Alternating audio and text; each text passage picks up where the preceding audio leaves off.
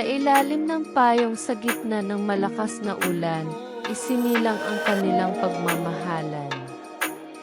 Ito ang simula ng maraming masasayang araw sa kanyang kabataan. Ang kanyang mga kaibigan at iba pang mga estudyanteng babae sa campus ay nagsiselos sa kanya dahil marami ang humahanga at nagkakagusto sa popular na si Alex Montoya. Pangarap nilang magpakasal. Pangarap nilang magkaanak at marami pa silang magagandang pangarap. Ngunit ang tadhana ay nakialam. Si Anita ay naimbitahan minsan sa isang all-girls-only party ng kaibigan niyang si Susan. Si Susan ay nakatakdang magpakasal, kaya lahat silang magkakaibigan ay inimbitahan. Ang party ay ginanap sa isang hotel.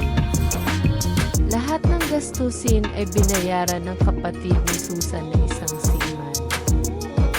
Umiinom at sumasayaw sila. Lahat ay nagpakalasing at ganoon din si Anita. Hindi alam ni Anita kung ano ang nangyari.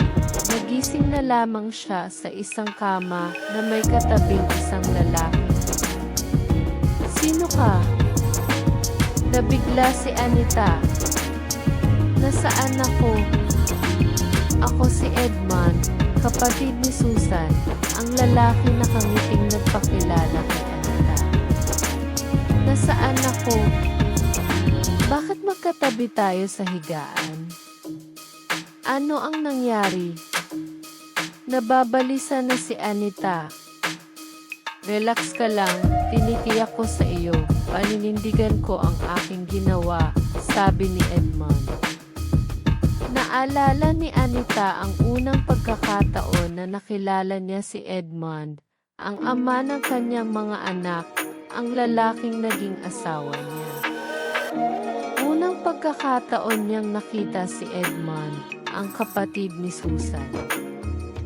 Ito ay isang seaman, umuuwi lamang si Edmond minsan sa isang taon sa kanyang pamilya. Hindi niya alam ang gagawin. Hiyang-hiya siya. Siya ay isang birhen. Si Edmond ang unang lalaking nakagalaw sa kanya. Lagi niyang sinasabi kay Alex at ipinangako na maglalakad siya papunta sa altar ng isang birhen kapag sila ay ikakasal. Ngunit ngayon ay hindi na ito mangyayari. Hindi na siya birhen. Ang nangyari ay isang malaking pagkakamali na bumago sa takbo ng kanyang buhay at pati na rin ang buhay ni Alex. Hindi maintindihan ni Alex kung bakit iniiwasan siya ni Anita at hindi na kinakausap hanggang sa nagpasya si Anita na tumigil sa pag-aral. Nagpasya siyang magpakasal kay Edmond upang sundin ang isang tradisyon o kasabihan ng mga ninuno na kung saan ka bumagsak, doon ka rin dapat babangon. Masaya si Edmond, ngunit sinabi ni Anita na mangyayari lamang ang kasal kung dadalhin siya ni Edmond sa malayong lugar. Hindi niya kinaya na makita ang nangyayari kay Alex. Si Alex ay pinabayaan na rin ang pag-aaral, hindi na rin ito sikat sa school. Hindi na rin siyang basketball star player. Dati ang isang kinagigiliwan na Alex Montoya ay kinamumuhian at nilalait ngayon dahil sa maraming hindi maganda nitong ginagawa. Pagkatapos ng kasal, nagpasya sila ni Edmond na lumipat sa Maynila. Si Edmond ay patuloy sa pagiging seaman ng 2 taon pa. Ang kasal nila ni Edmond ay nanatili ng 6 na taon. Namatay si Edmond sa isang aksidente sa kotse. Naaksidente rin ang kanyang ama sa kanilang lugar at nawalan ito ng buhay. Dahil nag-iisang anak lang, niyaya ni Anita ang kanyang mga magulang na tumira sa kanya sa Maynila na pumayag naman. Habang nagsisikap para sa kanyang mga anak at sa kanyang mga magulang, si Alex ay naitulak niya palayo sa kanyang isipan. Hanggang sa ito nakita niyang muli ngayon, hindi na niya makilala at patay. Muli nagdamdam ang puso ni Anita. Kasalanan niya ang nangyari kay Alex. Talagang nasaktan si Alex at sinira nito ang sarili niyang buhay. Pero alam ni Anita, siya ang sumira sa lalaking mahal niya at kanyang unang pag-ibig. Paano napunta si Alex kasama ang kanyang ina sa tapunan ng mga basura? Bakit nandito din sa Maynila si Alex at ang kanyang ina? Posible ba na sinundan siya ni Alex? Patay na si Alex at ang kaluluwa nito ang sadyang bumaga sa kanya at nagsabing siya ay magpapaalam lamang. Walang hinto ang pagdaloy ng mga luha ni Anita at hindi niya napansin na may mga taong abala sa paligid. Anita, inaalis na nila ang katawan, hindi ka ba magsasalita? Bakit umiiyak ka lang dyan? Sorry, ako po si Anita, isang charity vlogger. Tumayo si Anita at humarap sa kamera ni Aldo. Naglakad siya kaunti upang gawin na background ang mga taong nangangalakal. Pagkatapos ay patuloy na nagsalita. Naaalala pa niya ang natutuhan niya sa kursong mass communication, ang kursong hindi niya natapos dahil sa nangyari sa kanyang buhay. Sorry, hindi ko mapigilan ang pag-iyak. First time kong makita kung paano mamuhay ng ganito ang mga kababayan natin. Imagine, at lumapit si Anita sa kinatatayuan ng ina ni Alex at ito ay inakbayan sa balikat. Ang inang ito ay nakita namin na umiiyak sa labas ng kanyang kubo dahil hindi niya alam kung ano ang gagawin. Siya ay nagugutom, ay hindi kumakain dahil walang pagkain at ang kanyang patay na anak na lalaki ay nakahiga lamang sa lupa ng maraming oras na at hindi niya alam kung ano ang gagawin, kung paano niya ito maipalibing. Tumingin po kayo sa paligid, ang mga taong ito ay naninirahan sa gilid ng dumpsite na ito. Marumi, mabaho ngunit sila ay nagtitiis para kumita ng konti, isang kahit, isang tupa. Sila po ay laging kulang sa pagkain. Yung namatay na inyong nakita ay dadalhin sa sementeryo. Walang pera ang nanay niya para sa doktor at wala ring pera para pagpalitan. Ang munisipyo po ay tumulong para siya maipalibing ng libre. Nahinto si Anita sa pagsasalita dahil naramdaman niyang parang may lumapit at tumayo sa kanyang tagiliran. Pinapatawad kita, Anita. Nagulat si Anita, nakita niya si Alex. Si Anita ay napahagulhol. Aalis na ako, pakitulong na lamang sa aking ina.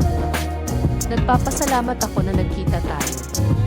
Paalam Anita, mahal na mahal kita. Goodbye, at si Alex ay unti-unting nawala.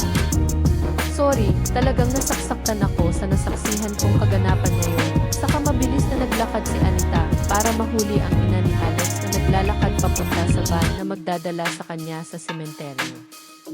Pagkatapos ng libing gusto kitang makausap. Tutulungan kita kung papayagan mo ako, sabi ni Anita sa ina ni Alex na sumagot sa kanya ng, salamat, kailangan ko talaga ang anumang tulong na ibibigay sa akin. Sina Anita at Aldo ay sumakay sa kanilang motor at sinundan ang dalawang sasakyan na patungo ng sementeryo. Nang ibinaba na sa lupa ang simpleng kabaong na donasyon ng munisipyo na may laman ng namatay na si Alex Montoya, ganoon na lamang ang pag-iyak ng ina ni Alex. Ito ay kinukunan ni Aldo ng video. Anak ko, mahal na mahal kita. Sabi ng mga tao, baliw ka, pero ninanais kong ikaw ay buhay ka pa rin at kasama ko. Ano po ang gagawin ko ngayon? Ako ay nag-iisa na lamang. Itinoon naman ni Aldo ang kamera sa kay Anita na nagsalita ulit. Nakikita at naririnig po niya. Naaawa ako sa inang ito. Ayaw nang mawala sa kanya ang anak, isang kahit patawagin itong baliw ng lahat. Ang pagmamahal talaga ng isang ina ay hindi masusukat. Nagpapasalamat ako sa Municipal Social Department sa mabilis nilang pagtugon, pero tumatawag pa rin ako sa ating pamahalaan. Ang nagdadalamhating babae na ito ay may anak na babae. Hindi niya alam o nabalitaan sa loob ng 10 taon na. Ito ay nagtungo sa Middle East upang magtrabaho bilang domestic helper. Tulungan niyo po siya na mahanap o malaman kung ano ang nangyari sa anak niya. Ako ang nagmamakaawa sa ating gobyerno. Paalam na Alex Montoya, rest in peace. Ipinapangako ko na tutulungan ko ang iyong ina. Pagkatapos ay pinunasan ni Anita ang kanyang mga luha na patuloy na tumutulo. Pagkatapos ay sinabi ang pangwakas na pananalita ng kanyang vlog. Sorry, hindi ko inaasahan na itong una kong vlog ay ikakasakit ng aking kalooban. Ngunit kung personal mong nasaksihan ang lahat ng ito, hindi mo mapigilan ang maging emosyonal at pagluha. Mga kababayan, sa inyo na may mabuting puso at gusto pong tutulong sa ina ng namatay, welcome po kayo at huwag sana ninyong kalimutang mag-like, share at subscribe. Salamat at God bless po sa inyong lahat. Maganda ang pag-vlog ni Anita at ang mga sinasabi niya ay puno ng emosyon. Walang may maghihinala na kaya ganoon na lamang ang kanyang pag-iyak dahil talagang nasaktan siya sa alaala ng kanyang first love na si Alex Montoya. Alam niya na siya ang sumira sa buhay ng tao na kanyang minahal. 2 araw na nanatili si Anita sa kanyang silid at ibinuhos ang kanyang mga saloobin sa pag-edit ng kanyang video. Nang matapos at mai-upload niya ito sa YouTube, hindi pa rin siya lumalabas sa kanyang silid at nag-alala ang kanyang mga magulang. Anita, buksan mo ang pinto. Gusto ka makausap ni Aldo. Kumakatok si Tonya sa pinto ng kwarto ni Anita. Opo, lalabas na ako, sagot ni Anita sa kanyang ina. Sa sala, malaki ang ngiti ni Aldo. Bakit ka nakangiti? Tanong ni Anita. Ikaw ay isang sensation. Alam mo ba na ikaw ang unang vlogger na sa loob lamang ng isang araw ay na-monetize ng YouTube? Ang iyong subscriber ay mabilis na dumami, halos 1 milyon at ang video mo ay higit sa 5 milyon views. Tuwang-tuwa si Aldo. Imposible, hindi ako naniniwala, sagot ni Anita sa pinsan. Naging viral ka rin sa FB, ani Aldo. Bakit? Tanong ni Anita. Nasa evening news ka rin sa TV. Naalala mo ba yung lalaking may camera nung dumating sila para kunin ang bangkay? Siya ay isang journalist. Dahil nasa balita ka at viral sa FB, ang mga tao ay tiningnan sa YouTube ang video. Sinabi ni Aldo kay Anita na nasagi siya sa evening news. Ang iyong emosyonal na pag-iyak ay umantig sa maraming manonood at hindi ka makapaniwala. Maraming manunood na mga OFW nasa ibang bansa ay gustong tulungan ang ina ng namatay na pulubi. Kunin mo ang iyong computer at basahin natin ng sabay ang mga komento ng manunood. Totoo ang lahat ng sinasabi ni Aldo sa kanya na siya ay naging viral news. Halos hindi rin siya makapaniwala pero halos 1 milyon ang subscribers ng channel niya. Agad siyang na-monetize ng YouTube at ang mga komento ay positibo lahat. Ang pangarap ni Anita na magiging isang charity vlogger ay nangyari. Naisip ni Anita, ang nangyari ba ay kagagawa ng tadhana? Tadhana ba ang desisyon niyang tumigil sa pagtatrabaho sa call center para maging vlogger na lamang? Ang nangyari ay hindi pagkakataon lamang. Ito ay tadhanang nagbigay ng pagkakataon na si Alex ay makapagpaalam sa kanya at para rin masabi sa kanya na siya ay pinatatawad niya. Napagtanto ni Anita na binigyan ng tadhana ang kaluluwa ni Alex dahil ito ay matagal nang naghahanap sa kanya. Napaluha na naman si Anita, siya ay tinutuligsa ng kanyang buhi at si Anita ay napabulong na lamang sa kanyang sarili. Salamat, Alex, at ako'y pinatawad mo. Mahal kita at pangako ko sa iyo, alagaan ko ang iyong